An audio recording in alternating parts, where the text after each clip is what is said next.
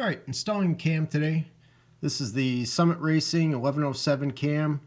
You can see all the specs up there at the top. 487 lift, 508 lift exhaust, advertised duration 303, 313. They start talking about like lobe separation angles and stuff like that. You can see that down at the bottom where you got the lobe centers for intake and exhaust. Basically, if you add those, divide them by 2, you get your lobe separation angle.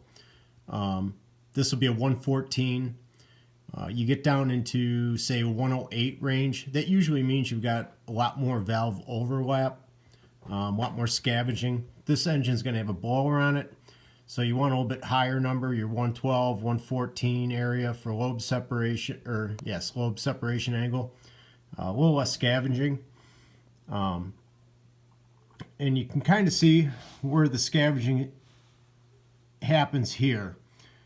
The intake opens 8 degrees before top dead center on the exhaust stroke, and the exhaust closes at 3 degrees after top dead center. So that's the amount of overlap you have on the intake and exhaust valves for scavenging. You can also see that that's 8 degrees before and 3 degrees after. This cam already has, the way it was ground has already been advanced slightly. You'll see in a later video where the timing chain sprockets, you can use different slots on it to either advance or retard the timing of the cam. Always check with your manufacturer where it should be at. But like I said, this one, based on the closing and opening of the valves, the lobe center lines, and the lobe separation angles, with the lobe center on the intake being 109 with a 114 overlap, indicates that it's already advanced. So just something to be aware of. Got the camshaft ready to go in. You can see that camshaft lube on all the lobes and the gears that will drive the distributor and oil pump.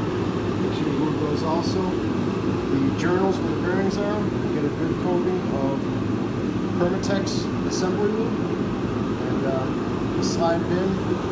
I've got bolts at the end. They'll just help guide it in. And batteries in. Hope you can hear me. We've got the heater going on in the garage, but as you can see, the cam is almost all the way in.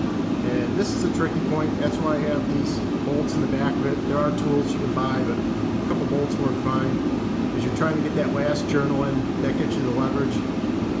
Just balance the camshaft so it doesn't nick the bearings as you're going in, and finish the install the rest of the way. Timing chain gears are installed, and as I was explaining in my previous video, you can see the dot on the cam gear and the crank gear. They're lined up at 0 advance and the 0 on the key. If you want to retard it, there's all the different slots there to retard the timing or to advance the timing, 2 degrees, 4 degrees, etc. And the point that the dot would line up to just correspond to the advancing or retarding of it.